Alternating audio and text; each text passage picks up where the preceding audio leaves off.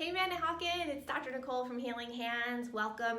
So I had a thought the other day. So a couple of days ago, we had a massive storm that just came through and swept through our town. And I was driving through that storm, and I was driving home, and I was driving down our road. And as I'm driving down the road, there was this gigantic oak tree that when the wind came through, it just blew this oak tree all the way over across the middle of the road. And this thing was gigantic. And something, as I was driving, something struck me to be really fascinating about that oak tree.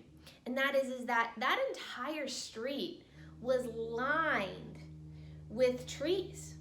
And all of those trees on that street were exposed to the same wind that came through and knocked down and took out that giant oak tree. And that reminded me of something that we've all been going through for the past 2 to 3 months. And it reminded me of this whole virus that came through. It came through our world. It swept through our world. It was totally unexpected. I don't know about you guys, but I was totally blindsided by it. And the oak tree got me thinking, because I said to myself, here we have this huge, strong tree that as the wind came through, all the roots got completely uprooted. But why didn't any of the other trees fall down? All the other trees that were exposed to the same wind. And that reminded me of what we saw with this virus. Because as we know now, we didn't know this before, but what we know now is that when the virus came through, we had some people on this end of the spectrum that got the virus, developed the antibodies, and had no symptoms at all. Their body wasn't affected at all. And then we have people on the opposite end of the spectrum. They got the same exact virus, and they died from the virus. So as I took a look at those trees, I said, well, what's the difference? Well, it wasn't the wind that was the difference. So what it obviously was the strength of the root system that was different.